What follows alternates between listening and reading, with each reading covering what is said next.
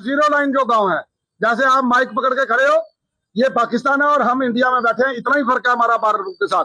गांव सटे हुए हैं पाकिस्तान के साथ।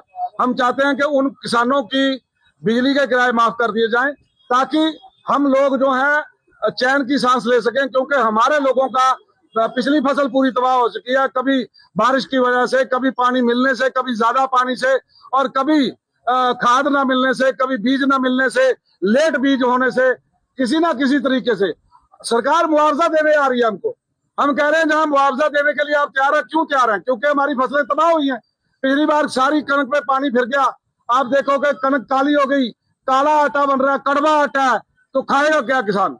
जो किसान पूरे हिंदुस्तान का पेट भरता है, आज उसकी बारी आए तो हमारे लिए हाथ खींचा जाए, ये अच्छा नहीं लगता। हम समझते हैं कि ये हमने मेमोरेंडम जो है डिवकॉम के थ्रू एलजी साहब को भी भेज रहे हैं और सीएम साहब को भी भेज रहे हैं, ताकि दोनों हमारी मदद में उतरे, ताकि किसानों का बिजली का किराया माफ हो सके।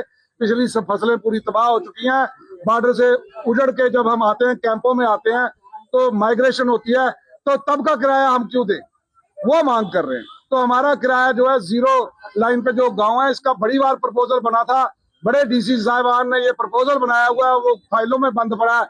डिवकॉम साहब इनसे पहले जो रह चुके, उन्होंने भी बोला था कि ये जो हम बिल्कुल जीरो लाइन के जो किसान है, इनका किराया माफ करेंगे, क्योंकि पाकिस्तान की फायरिंग लगातार चल रही है। अभी ऑपरेशन संदूर हुआ तो हमारी सारी फसलें तबाह, कोई जा ही नहीं सका, तो हमारा किराया क्यों? हमें कह रहे थे कि आप गांव से उठ के मत आओ, हम नहीं आते, तो हम अगर रहते हैं तो हम मरता क्या ना करता, अपने पशु हैं, मवेशी हैं, सारे हैं, पूरे पूरे जानवर मर गए कई परिवारों के। बच्चे सोए थे रात को, बाप को पता नहीं चला, एक ही एक बेटा था, कोरोटाना के अंदर, खुर्द के अंदर स्प्लिंटर ने गला काट दिया, बाप को पता नहीं चला बेटा मर गया हुआ है। वो बाहर देखने गया कि मेरे पशु मर गए हैं, अंदर आया तो बेटा देखा, बेटा भी जा चुका था। ऐसे हालातों में तरस नहीं आता ब्यूरोक्रेट्स को कि भाई इनके किराए माफ करें। और सीएम साहब कहते हैं हम 200 यूनिट माफ करेंगे। मैं कहता हूं शुरुआत हमसे करो।